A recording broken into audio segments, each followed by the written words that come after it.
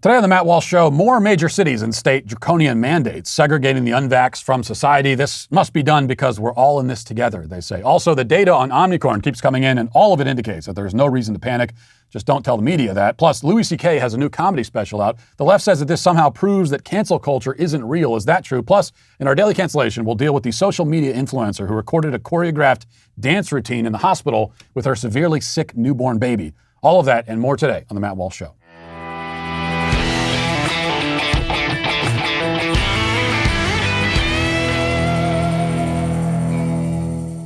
You know, it took me a while before I really started thinking about life insurance and the fact that this is really a moral obligation that I have to make sure that my loved ones are taken care of in case anything happens to me. And the great thing is that if you are just thinking about getting life insurance now, it's not as daunting a task as you might think, because there is Policy Genius to help. All you got to do is head to policygenius.com and enter a few questions about yourself, answer a few questions about yourself. In minutes, you can work out how much life insurance coverage you need and compare personalized quotes to find your best price.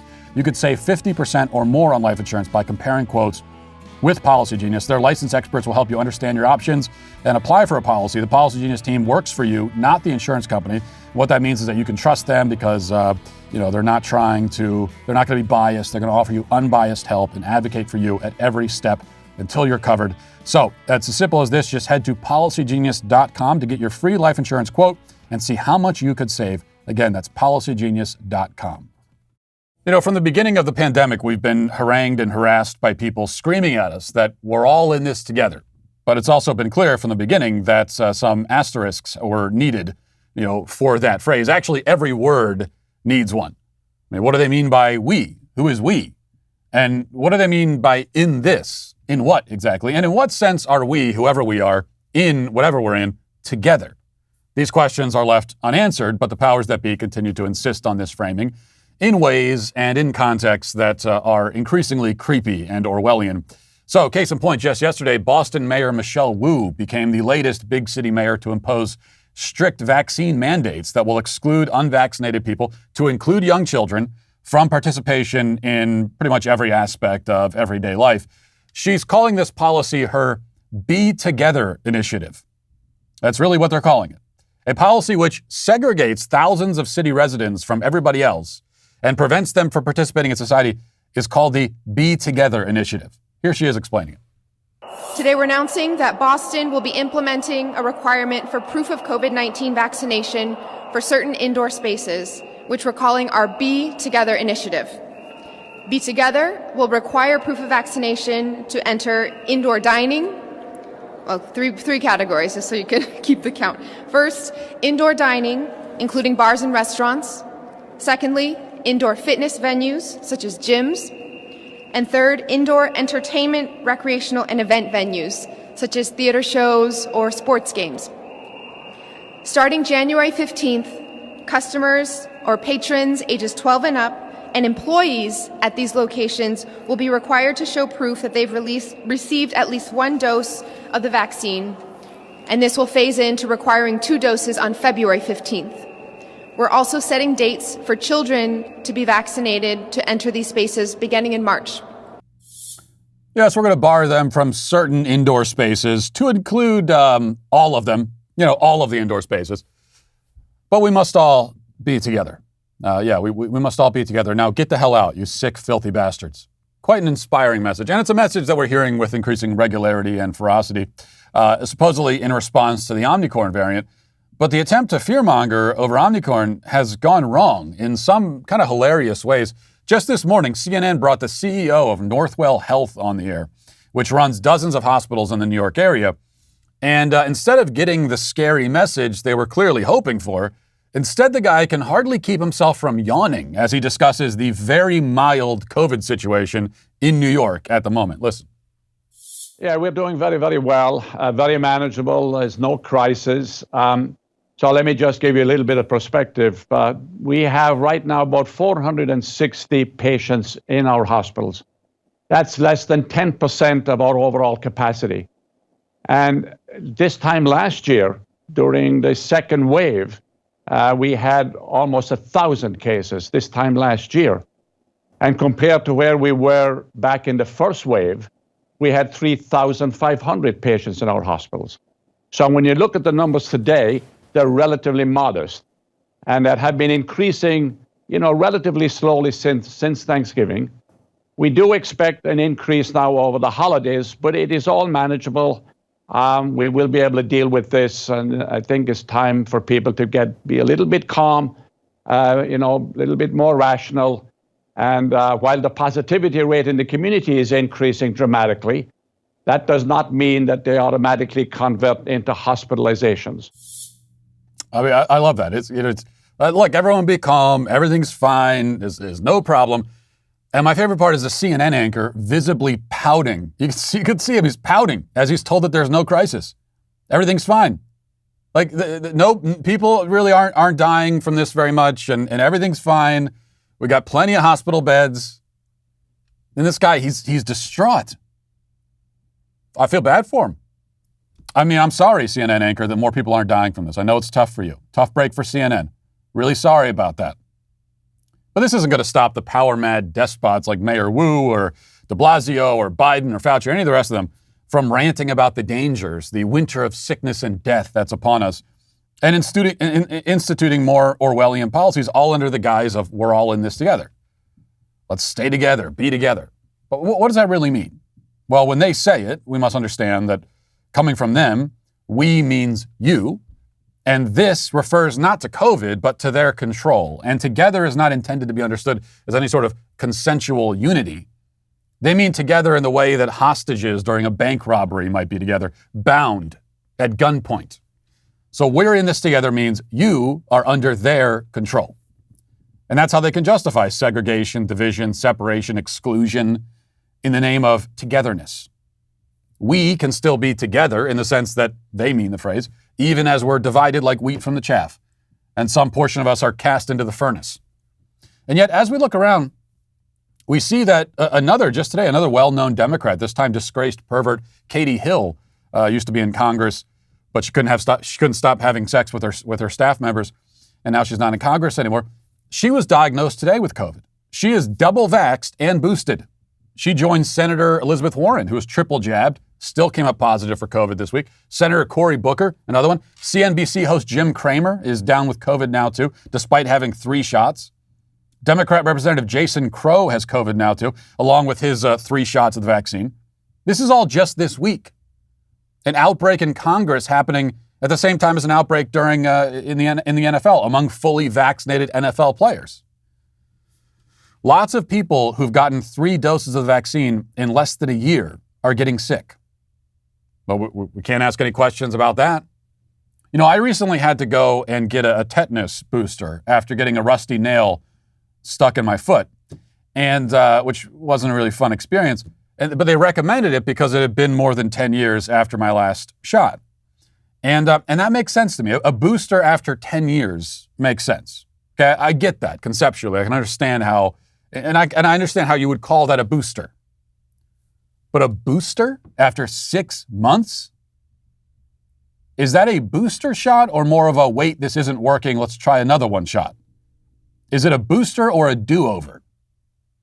That's a question. But these are questions we're not allowed to ask. Whatever you call the 3rd shot or the first 2, it's clear enough that people who got all 3 shots or 2 shots are contracting and spreading the disease. Lots of them are. The vaccine doesn't stop transmission. If there's compelling evidence that the vaccine even significantly slows transmission, I haven't seen it, though I'd love to see it if it exists. That's why the vaccine mandates are not reasonable. I mean, leaving aside the ethical issues and the constitutional issues, those small details, these measures are not a rational response to the situation because vaccinated people are spreading it also. We are all potential carriers. We can all catch it and spread it. As it is written, there is no one righteous, not even one. Well, it might also be written that there is no one immune from spreading COVID, not even one. They want to separate us into classes of clean and unclean, but it turns out that I guess we're all unclean. And maybe there's a certain beauty in that, a certain unity. Because it turns out they were right all along, though not for the reasons they thought. We really are all in this together, I guess. Now let's get to our 5 headlines.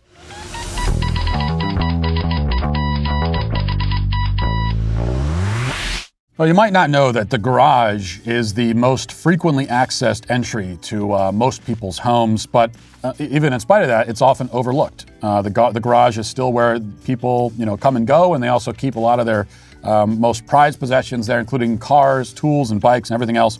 So it's just kind of common sense to know what's going on inside the garage. Introducing the MyQ Smart Camera by Chamberlain, the only smart camera optimized for the garage, brought to you by the leaders in garage door opener technology, with features like live video streaming, recorded events, motion detection, and two-way communication right from your phone. You can make sure that your garage is secure 24/7. And if you want, you can pair it with the MyQ Smart Garage Control, which means you'll never have to worry if you left the garage door open, because you can take care of all that on your phone. The MyQ camera is easy to install, and you can quickly connect it to your phone via Bluetooth in the MyQ app. It's just that easy. So what are you waiting for? Give the gift of a MyQ Smart Garage camera to tech lovers this season. If you act now, you could save 46% for a limited time by entering Walsh at checkout on myq.com/Walsh. That's 46% Walsh at checkout at myq.com/Walsh. Keep an eye on what's happening in and around your home's busiest entryway with the MyQ Smart Garage camera. It's the only smart camera optimized for the garage. So a little bit more on Omnicron, because I think that this is just really important with all the fear mongering going on in the media. Even if you know better, it's easy to fall victim to it, because the more this is drilled into your head, after a while it kind of breaks down your defenses. But that's why we have to continue to highlight the fact that when we're talking about Omnicron, it's an extremely mild illness, according to all the data that we have, and according to this is how you can tell the real public health experts, the real doctors from the fake ones, because the real doctors are on TV saying, "Look, this is not a big deal for most people," and then you see how that message gets filtered through people like Fauci and the way that he interprets that. So here is this is in the New York Post. Talking about the telltale symptoms of the surging Omnicron variant. It says a noted British doctor is highlighting several symptoms that distinguish the Omnicron variant from the common cold and even other strains of COVID-19, including drenching night sweats. Dr. Amir Khan described the distinguishing episodes as those kinds of drenching night sweats where you might have to get up and change your clothes. The other telltale symptoms of Omnicron are a scratchy throat as opposed to a sore one, a dry cough, fatigue, and muscle aches. He said, quote, "This is important. It's important that we keep on top of these symptoms. If we're going to track Omnicron and track it worldwide, we need to be able to test people with these symptoms." So those are the telltale signs of the Omnicron variant. That your night sweats, which, I mean, that's unpleasant when you wake up at night and you're drenched with sweat. A scratchy throat, you're tired, you have some sore muscle aches. Now, I know they say that this is what distinguishes it from the common cold, but the fact that you can confuse it, the fact that so many people might confuse it with the common cold, I think tells you something. Because to me, I read this and this sounds like a relatively mild illness. This is basically a cold. That's what it is. For all intents and purposes, for most people. And again, the doctor who originally alerted the world about the Omnicron variant, she has been ever since then. She did the right thing. It's like, this is a variant that's out there. Let's tell people about it. And that was the right thing to do. But then the world freaked out, and ever since then, she's been on TV saying, "Everyone, calm down. It's really not anything to panic over." So she was also on CNN. She's with the same anchor, I think, John Berman, talking about the situation in South Africa right now after Omnicron swept through, and it's only been a couple of weeks. I mean, we first heard about this right around Thanksgiving. And what's the situation right now? Because keep something else in mind. When you look at the hospital data, the mortality, we looked at some of those graphs yesterday, some of those charts, and you can see that there's a very distinct separation between cases and hospitalizations and deaths. Because cases are surging. That line is going up. Okay, that graph that's a mountain right there. That's like a mountainous peak of cases. But then you look at hospitalizations and death, and they're all the way down here. They're lagging far behind.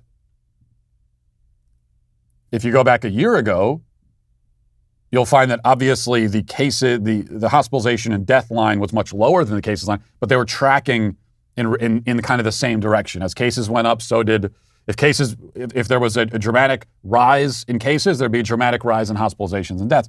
We're not seeing that right now. Thank God.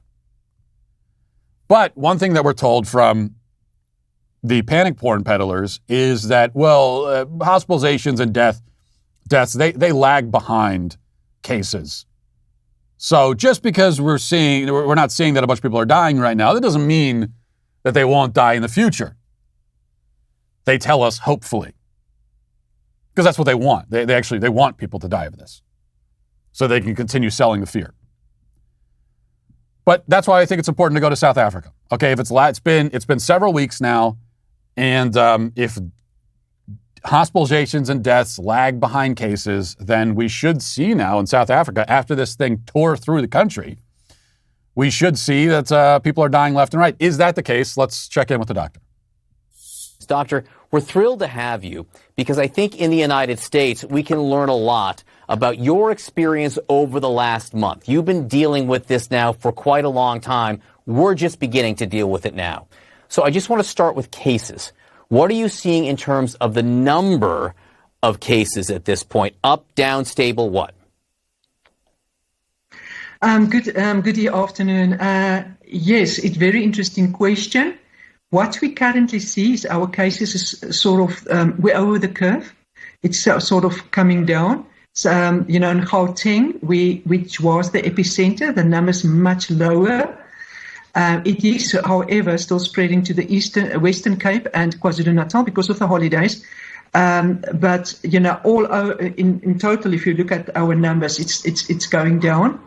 Our positivity rate still stays high, it's about around about 30%, and the reason is that people go and test. Okay, so that's what we hear. There's a very steep drop-off in cases, and then that's cases, but then when we go over to deaths, which they talk about later, in fact, I can look at the graph right now. In South Africa, they have a 7-day average of deaths at 44 in the entire country, and for comparison's sake, you could look back in January last year in the winter, and their 7-day average was at its peak, the 7-day average was 577. So a peak of 577, 7-day average, and now they're down to 44.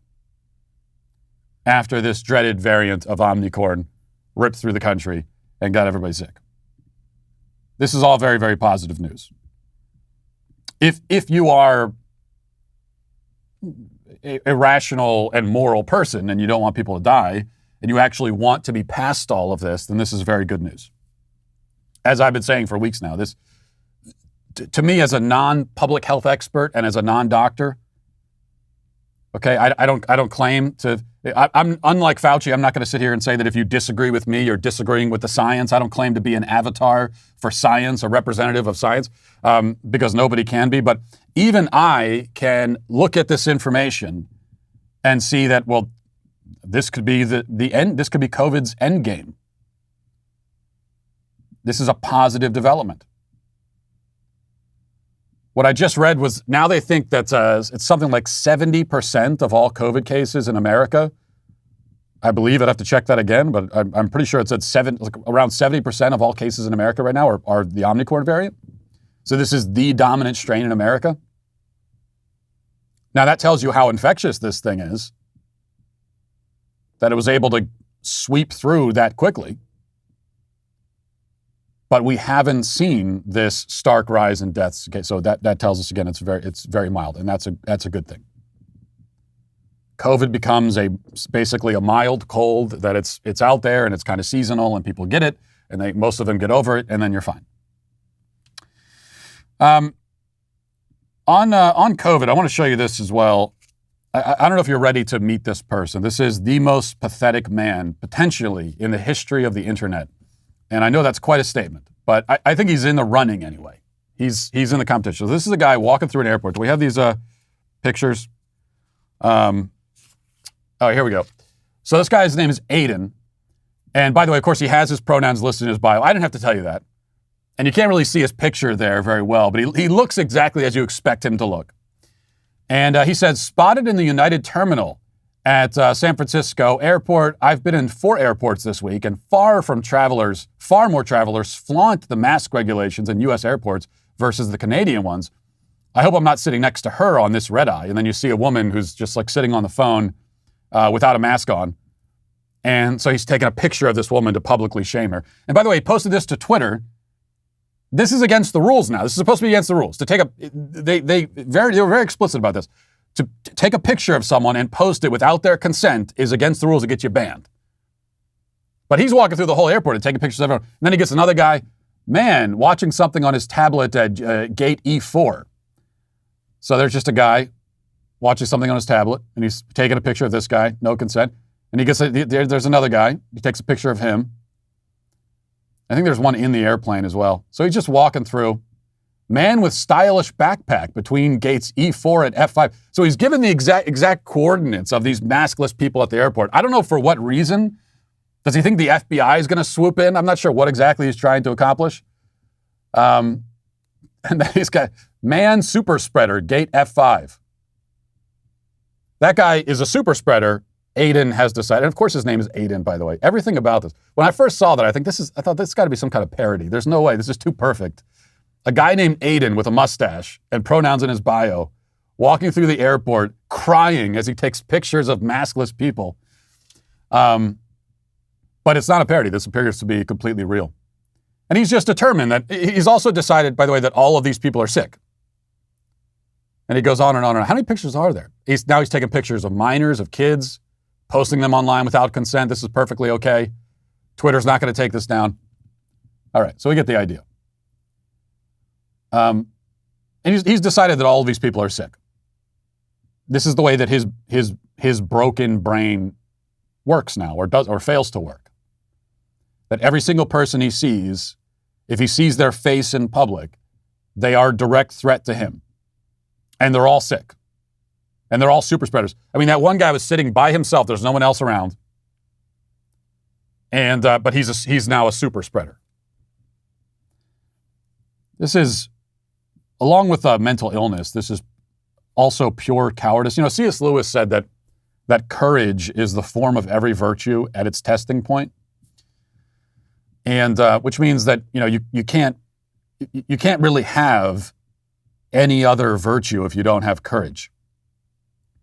Because in order to act upon any virtue, in order to be virtuous, then that also requires courage to act in that way.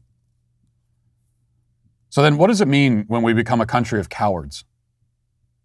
When we become a country like this with men, I hesitate to even call him a man. Only in the biological sense is he a man. But what does that mean? And if we become a country of cowards, it means that we have no virtue at all.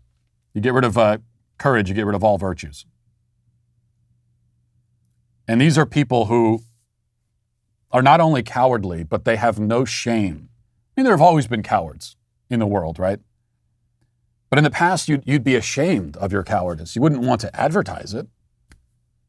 If you found yourself walking through a public area, shaking like a leaf in fear because you're afraid someone's going to get you sick, in the past, you might have that experience if you're a very cowardly person, but you keep it to yourself. You wouldn't want other people to know. Now you've got people like Aiden advertising their cowardice for everyone to see. They're proud of it. They're proud of being fearful cowards. That has become its own, in our upside down world, that has become its own virtue. Now it's almost as though cowardice is the form of every virtue at its testing point. All right, let's move on to this. Kim Potter's trial went to jury deliberations yesterday. She's the officer who shot Dante Wright. And the jury went to deliberations yesterday, did not come to a verdict. Here she is. I just wanted to play this for you. This is a couple of days ago during her testimony. She decided to take the stand and in her own defense. And here she is kind of describing the scene. And when you watch this, describing what happened with Dante Wright. And when you watch this, you gotta think, okay, is this a remorseless killer? Is this someone who we feel needs to be punished? In addition to the psychological and emotional torment that she's experiencing? I don't know. You watch this and you decide.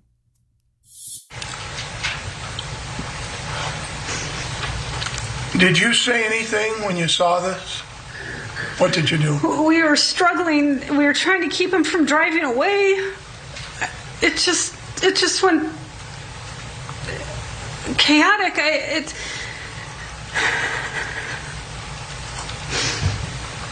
And then I remember yelling, "Taser, taser, taser," and nothing happened. And then he told me I shot him. And there are many scenes like that when she was testifying. She's just totally broken by this experience. That's pretty clearly not acting. I mean, this is someone who's devastated. It's a normal woman. That's all. It's like a normal person who was thrown into this situation and did make a mistake. Like, nobody's denying that in this case. I still think that would have been the best defense. Actually, would have been to say, "Well, I did it on purpose," but she's being honest. And there's also no getting around it because she says on tape that it was an accident, so she acknowledges that. But if it were possible to say that this was done intentionally, then there'd be no case at all. Because when you're dealing with a violent suspect who is fighting back against you and then tries to climb back into a vehicle, I think you have every right to shoot him. Because you don't know if he's grabbing for something. You know he's wanted on a weapons charge. You know he's a violent criminal. So you don't know if he's grabbing something. And even if he isn't, this is what I said about the Jacob Blake case. Yeah, Jacob Blake was armed, he was reaching, and then he was shot. And I guess, and that's the reason why that police officer was never brought up on any charges, because he was reaching. But I would say, even if he didn't have a weapon, and even if somehow you knew he didn't have any weapons in the car, you'd still be justified in shooting him. I would have shot him. Because when he gets into the car, that becomes a weapon. A violent, dangerous suspect in a vehicle is now a multi-ton weapon that he is going to be driving around at 60 plus, 100 miles an hour or whatever. That becomes a giant battering ram that he can run into anything. And then in Jacob Blake's case, also, there were kids in the car. And so I think taking the gun, taking the knife out of it, taking everything out of it, I think you're perfectly justified in shooting him dead right there to stop him from getting into the car. And I would say the same thing for Dante Wright. You cannot let him get in the car and start driving away, because that's when an innocent person might get killed. That's when one of the cops might get killed. I mean, suspects use vehicles as weapons against police officers frequently. So if she had simply done it on purpose and said, "Yeah, I did it on purpose," then I think there'd be no case at all. In this case, though, we know it was an accident. But now the question becomes, you watch that testimony and you think about the whole situation. Does this seem like the sort of person who we as a society need to punish? Is she someone who is she a danger to society? Does she need to be segregated from society? She's already lost her job. Obviously, she's not going to be a police officer anymore. You could certainly make the argument that she probably never should have been a police officer. But then, that brings up a conversation that nobody wants to have about there are a lot of female police officers out there who are not physically capable of dealing with violent male suspects. That's a conversation nobody really wants to have. So if she's not a police officer anymore, is she a danger to society? Does she need to be segregated from society for that reason? Clearly not. Is she some sort of remorseless, sociopathic killer? Clearly not. Did she make a mistake? Clearly she did. She feels terrible about it. It's probably already ruined her life. Not probably, it has. I don't know what throwing her in prison accomplishes. I look at this in some ways similar to a tragic case where you hear about one of those things you, as a parent, you worry about so much. A parent backing out of their driveway, backs over their own child and kills them. Unless the parent was really being negligent and reckless and was a drug addict and was, unless there's some kind of exigent circumstances. Normally, when you look at that, you say, well, are you gonna put the parent in prison for that? Their life is already ruined. They are more distraught over this than anybody else. What does the punishment accomplish? Then it becomes just cruel. Adding that on top of this tragic event, which has utterly ruined them. So it's similar to that, only not so similar on second thought, because the child in that case is an innocent victim. Dante Wright was not an innocent victim, and he was not a child. He was a grown man, violent criminal, and he's the one who created the situation. So when I look at Kim Potter on trial for her life, distraught, her life is ruined, you know who I blame for that? I blame Dante Wright. I get angry at Dante Wright for doing that to her. He did that to her. If he was alive, he should be the one apologizing, just like Jacob Blake should be the one apologizing to the police officer who had to shoot him. Because you're a violent scumbag. You've lived your whole life victimizing people at will, as Dante Wright did, victimizing people in brutal, savage ways. And then you have a police officer simply trying to do their job, to bring you in because you're a dangerous criminal, and that's what they're supposed to do. And you decided to fight because you don't care about the law, you don't care about the rules, you don't care about anybody. And a terrible accident happened in the process, and someone's life is ruined. A good person's life is ruined because of you. So I put the blame on Dante Wright. All right, let's go to this from the Daily Mail. It says, a Hero, Wisconsin mother of 2 died 8 days after suffering severe injuries when she saved her 4-year-old son from being brutally attacked by the family's Pitbull. Heather Pingle, 35, from Bowler, suffered kidney failure, lung damage, and both of her arms had to be amputated after the Pitbull viciously attacked her and her son. She was rushed to the Aspiris Hospital, where she died of her injuries on December 16th. Damien received 70 stitches to his leg and is back home recovering. That's her son, Damien. So she had both her arms amputated, and then eventually she died. Yeah, I bring this case up because it's a horrible case, but also, yet again, I think it emphasizes that it's simply crazy to allow these animals to be owned, in our neighborhoods. This kind of thing, it happens every single year. It is not all that rare. Pit bulls are very dangerous animals. They're bred to be dangerous. They are uniquely dangerous. Not every dog breed is equal in that sense. Some dog breeds are more dangerous than others. Pit bulls are the most dangerous because they are bred to be aggressive. They're bred to be fighting dogs. They're built like machines. And you could say all you want, that I have a pit bull and he's so cute and I put funny hats on him and what kids, he would never hurt anybody. No, he's an animal. Okay? And if he has a bad day or something snaps or something triggers, someone does something innocent, but that triggers an instinctive reaction in the animal, he's going to become a death machine, mauling children, killing women. This happens every single year.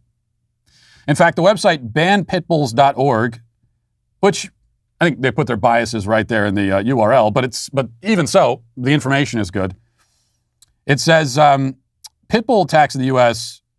rose 700, so this information is a little bit old, but since 2014, it says pit bull attacks in the U.S. rose 773% between 2007 and 2014. In the 10-year period from 2005 to 2014, pit bulls killed 200 Americans and accounted for 62% of the 326 total recorded deaths by dog bites.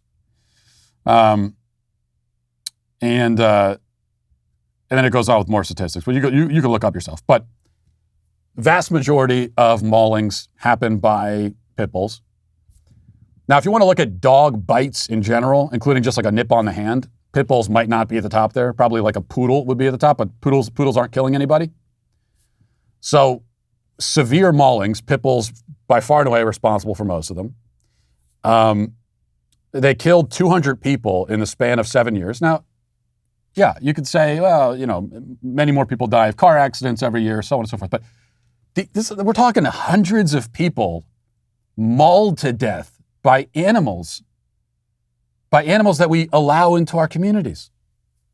Why? So I know what the argument is for not allowing pit bulls. Say ban pit bulls. The argument is that these can be very, very dangerous animals, uniquely dangerous, and they kill hundreds of people, and they maul thousands of people, and young kids get their faces ripped off. And so that's why we should not allow pit bulls. That's the argument for banning them. What exactly is the argument for allowing them? The argument is they're cute, I like them. That's really the whole argument. It's just that is not an argument. Pit bulls are not. This is not. We talk about the right to bear arms, because I know that's another thing. Pit bull apologists will often make this comparison. So, well, what you're doing, this is just what the gun control crowd does with guns. Yeah, you have a constitutional right to bear arms. There's no constitutional right to bear pit bulls. Pit bull's an animal. And there are all kinds of animals that you're not allowed to bring into neighborhoods. And I would think that most of us would agree with most of those laws. You can't bring a lion in most communities will not allow you to just own a lion and have it hanging around in the backyard. Is that an infringement of your constitutional rights? No. And why don't we allow lions? Well, because, there are probably cases of people having domesticated lions and not getting mauled by them, but they are uniquely dangerous. These are wild animals. It presents a threat to the community, and there's just no good reason to do it. So your desire to have a lion does not outweigh the desire of your neighbor to not have his child's face bitten off. That to me is the argument. Okay, this is from the New York Post. It says, the headline, Louis C.K.'s new Sorry special proves cancel culture isn't real, critics say. And the article says, Louis C.K.'s Sorry Act is no laughing matter to some social media watchdogs. The controversial comic is hyping a new comedy special, as many viewers learned this weekend over a commercial break during a very sparse episode of Saturday Night Live due to the fresh COVID-19 outbreak in New York City.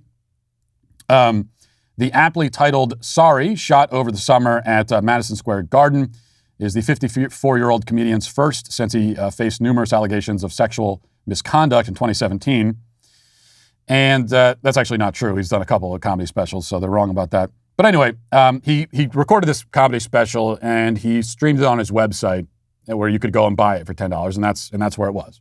It wasn't on Netflix, it wasn't on Amazon or anything like that. And there were a lot of leftists on social media who were saying, "Oh, you see, you say the cancel culture is real, but now Louis C.K. is still performing comedy, and he's got a comedy on his website." Now, how does that negate the reality of cancel culture? We know that Louis C.K. was canceled because this comedy special was not streamed on Netflix or Amazon. Prior to the scandal, right, this would be on Netflix, and he would have gotten paid, hundreds of millions of dollars to do a series of specials like Dave Chappelle has for Netflix.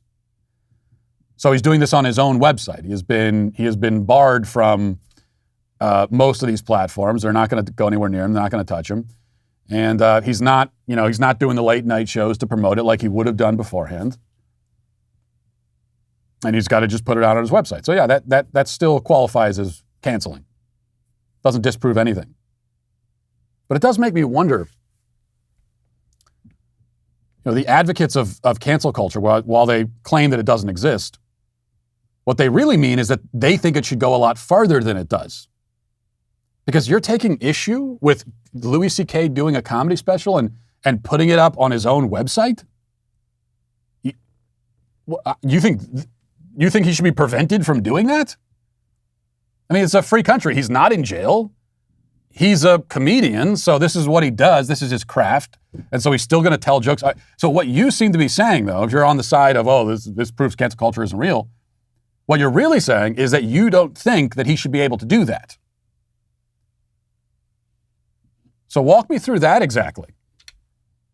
Somebody ends up in a scandal. They're not brought up on charges. They don't go to jail, so they're still a free person walking around. And somehow you think that they ought to be prevented from producing content and putting it on their own website? That's all he's doing.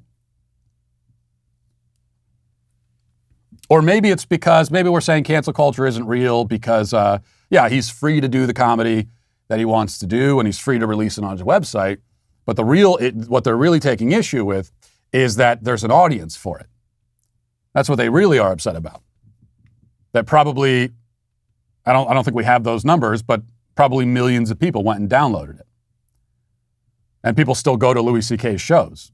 So maybe that proves that cancel culture isn't real. No, you know what that proves? Here's what it proves. It proves that Louis C.K., whatever you think of him in his private life, is a very good comedian and he's funny. And so people still want to hear him tell jokes. That's all that proves. In fact, if he can survive the scandal and still have an audience and still do these shows, then that's just a testament to the fact that he's a very, very good comedian. That's all. And it also shows that a lot of people in the audience are able to separate a person's private life from their craft or their art. And if you're on the right, you've gotten very accustomed to this. That's one of the reasons why there isn't much of a cancel culture on the right. There isn't one at all.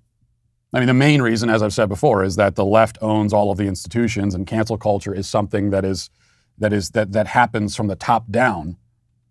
It's institutional power. Cancel culture is a mechanism. It's a tool of institutional power. The right doesn't have any institutional power.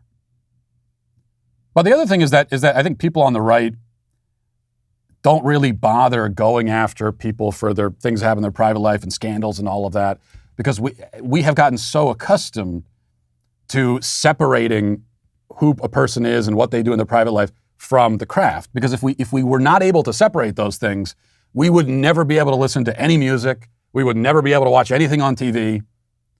We wouldn't be able to enjoy any kind of entertainment at all.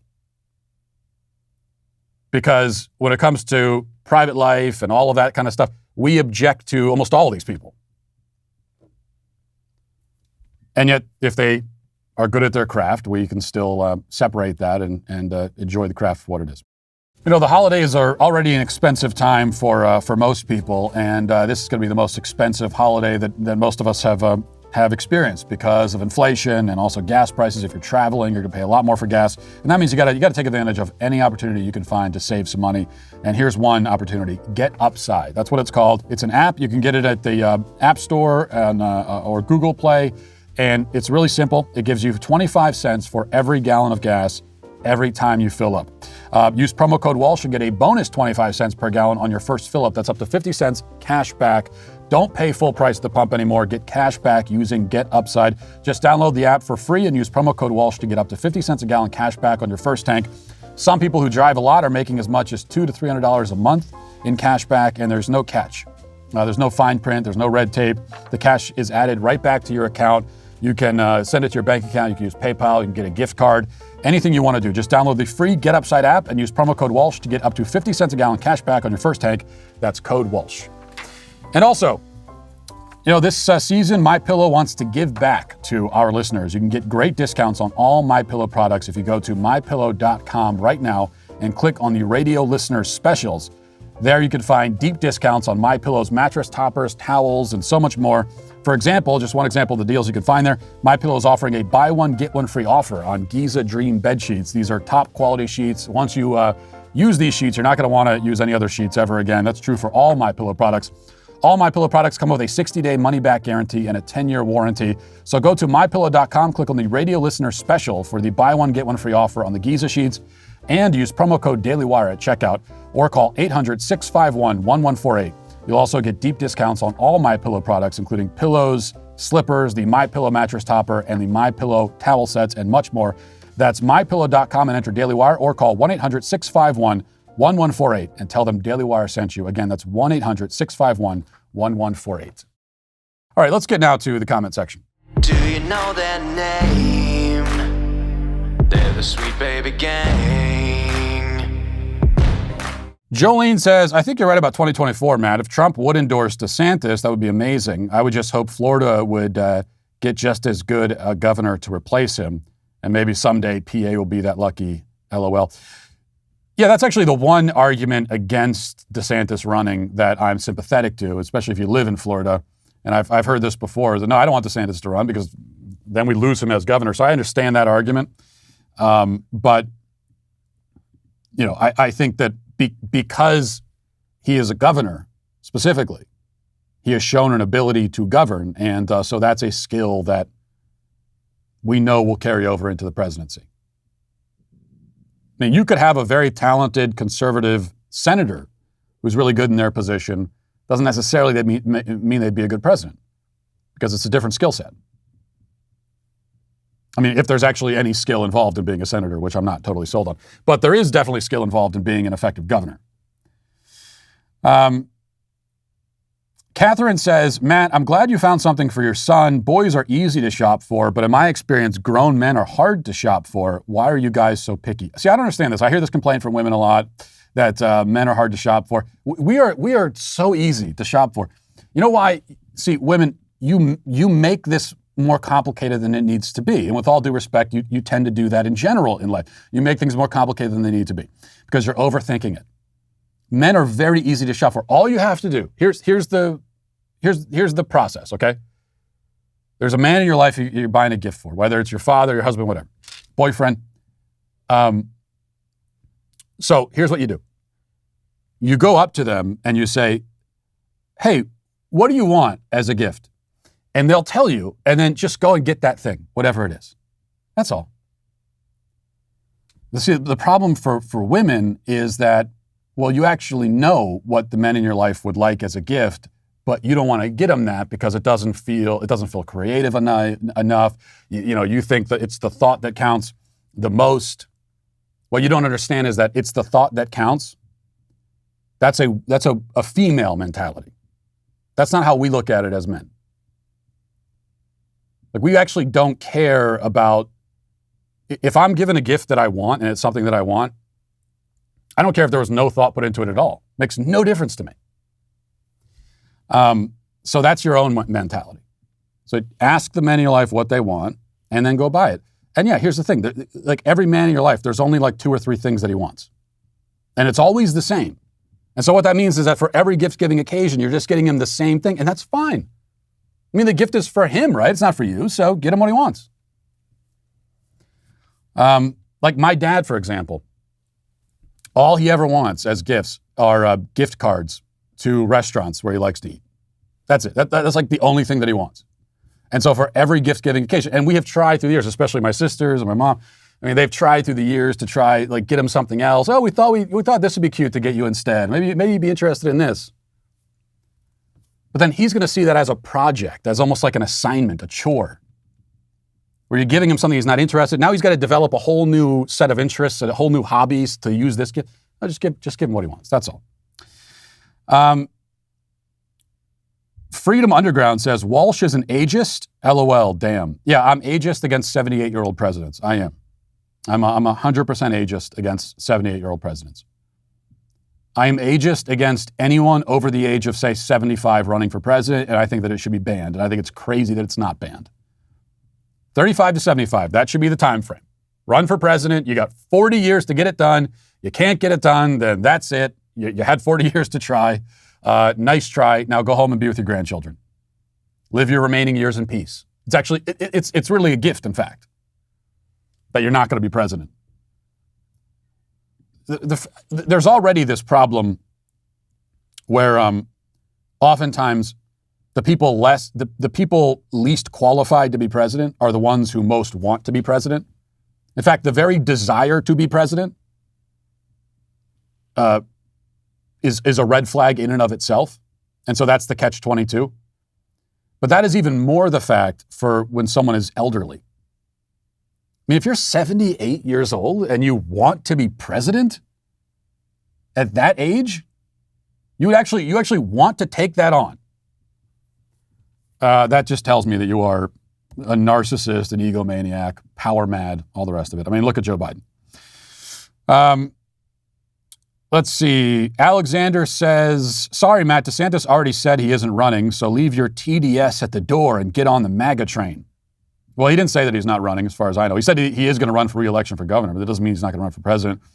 And TDS, Trump derangement syndrome, criticizing Trump is not TDS, okay? I criticize lots of politicians on this show. If you watch this show, you know that.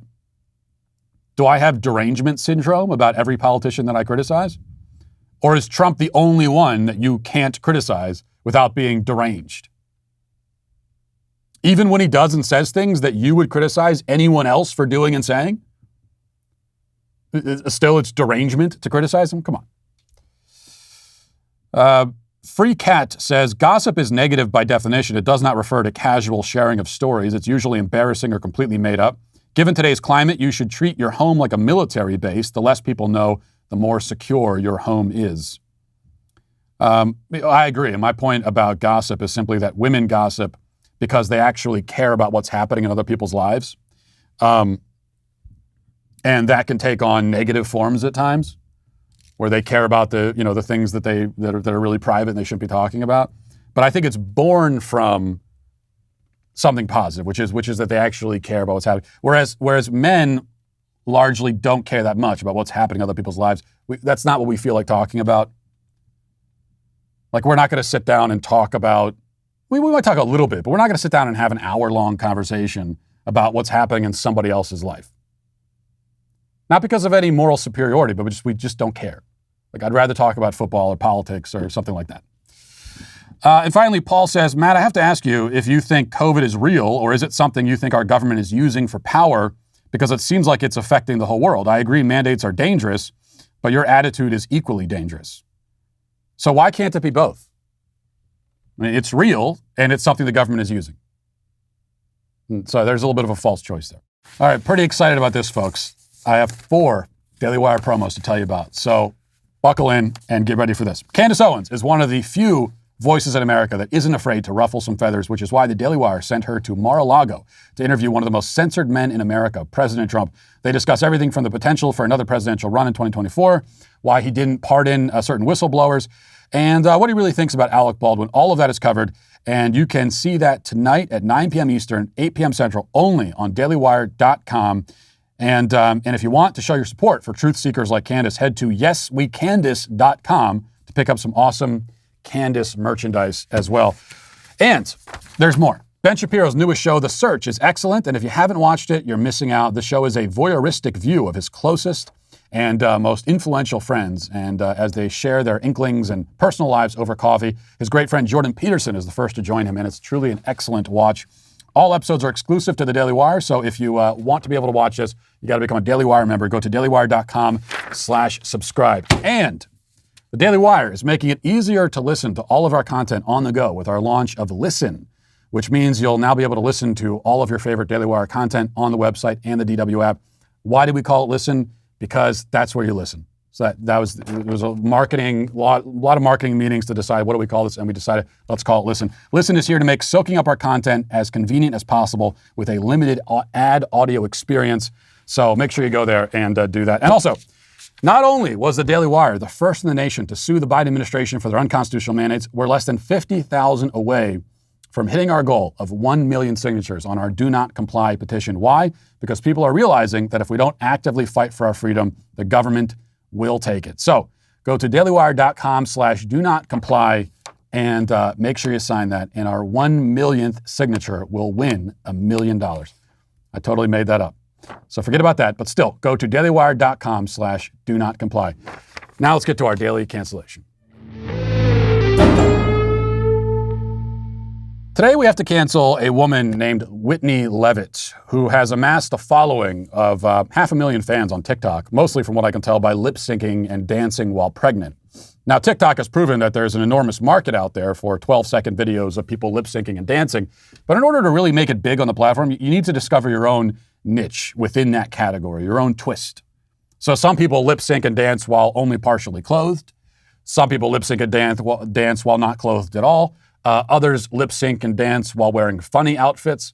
There are people lip-syncing and dancing while cross-dressing, I saw one woman who was lip-syncing and dancing while being very old. So that was her own special variation on the theme. And all these people have like lots and lots of followers on TikTok. But Whitney had the pregnant lip-sync dance genre cornered until her TikTok career was derailed because she had her baby. And so she was no longer pregnant. And then searching for some new creative inspiration, she found her opportunity when her newborn child came down with the respiratory virus RSV. Now, 3 of my kids had RSV as babies. All of them had to go to the hospital for it.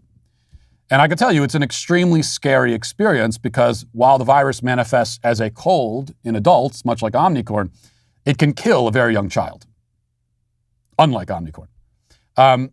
It would be an understatement to say that while at the hospital with my severely sick children, I was not in a dancing mood. Now, to be fair, I'm never in a dancing mood. But if I were to ever experience the strange and arbitrary urge to move my body to the rhythm of music, it would not be at the hospital with a sick child. Now, Whitney, on the other hand, takes a different approach to parenting. And so she recorded and posted this video at the hospital while standing next to her newborn child who was struggling to breathe. Let's watch. Living lovely. She's lovely. I wanna be with you. I wanna be with you. Now, for those listening only to the audio, let me paint the mental picture for you. Whitney wearing a bright pink Nirvana sweater, despite, I'm sure, not being able to name more than 2 Nirvana songs at most. That's beside the point. Whitney is standing in a hospital room next to her newborn child, performing a choreographed dance routine, while the captions on the screen inform us that he has RSV, has low oxygen levels, and cannot breathe well on his own. Now, we should note that it's not even a sad song and dance either. This isn't like an interpretive performance where she's communicating her sadness and anxiety through dance. I mean, that would also be completely insane, but this somehow manages to be even crazier because the song and dance are upbeat. Meanwhile, her son is laying helplessly in the bassinet, looking at the camera with a distinct "get away from me, woman" expression on his face. Now, if you really wanted to make excuses for Whitney, which I don't, you might argue that all of the dancing nurses over the last 2 years have given people the mistaken impression that hospital rooms also double as dance studios.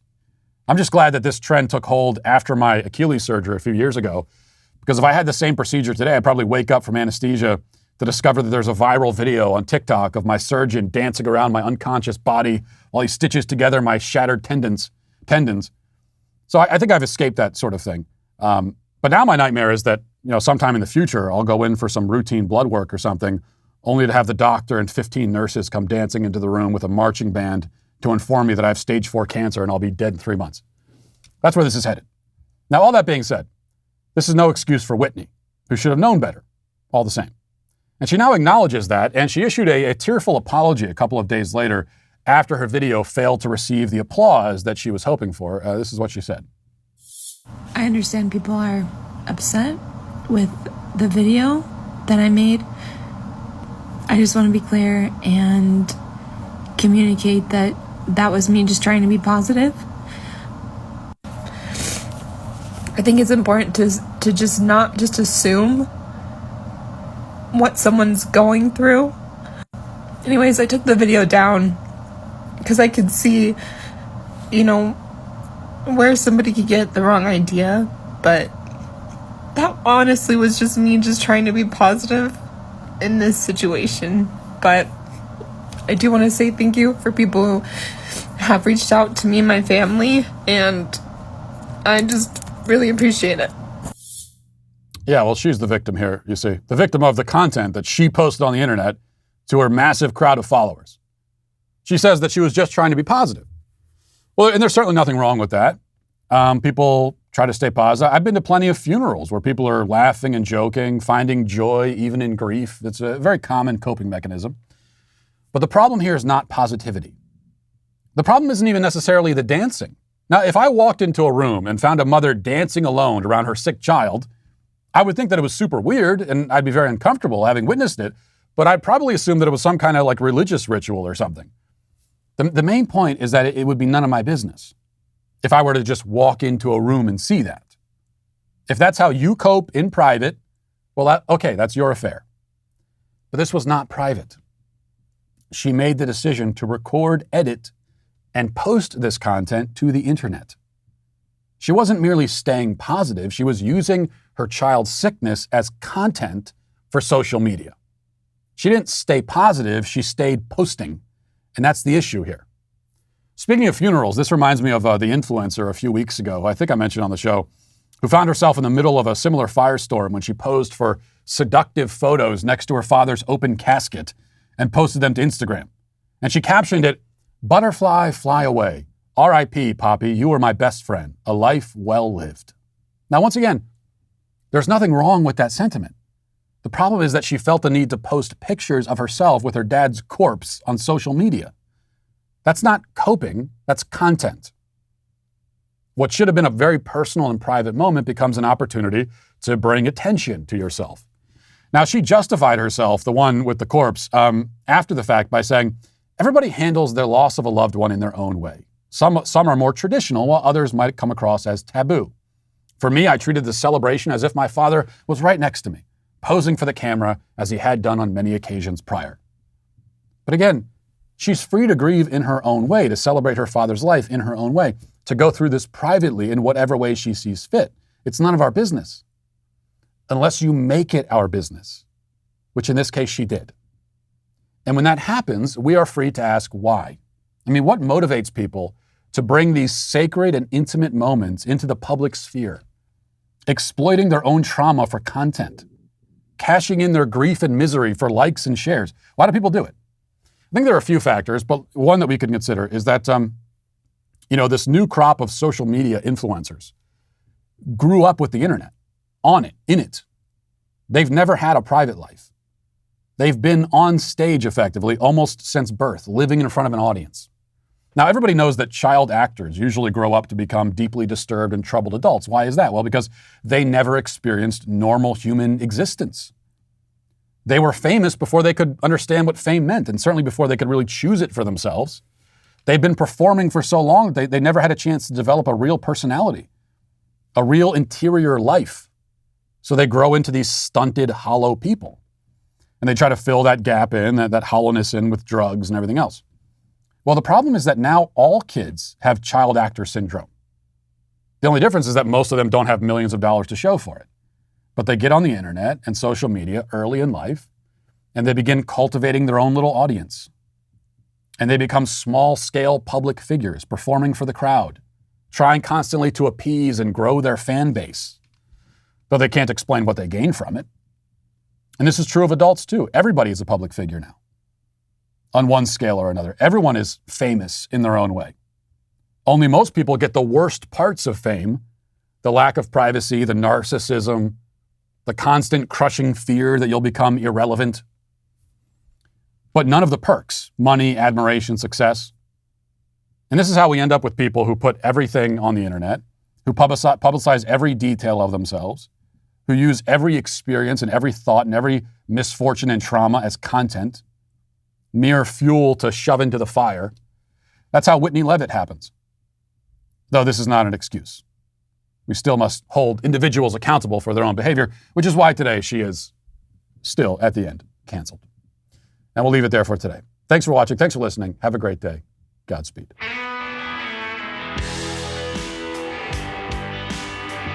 The Matt Walsh Show is produced by Sean Hampton, executive producer Jeremy Boring. Our supervising producer is Mathis Glover. Our technical director is Austin Stevens. Production manager Pavel Vodosky. The show is edited by Ali Hinkle. Our audio is mixed by Mike Coromina. Hair and makeup is done by Cherokee Hart. And our production coordinator is McKenna Waters. The Matt Walsh Show is a Daily Wire production. Copyright Daily Wire 2021. Today on The Ben Shapiro Show, Omnicron is now the dominant strain of COVID in the United States. Joe Biden threatens the unvaccinated with illness and death for Christmas, and the White House gives up on Joe Manchin. That's today on The Ben Shapiro Show. Give it a listen.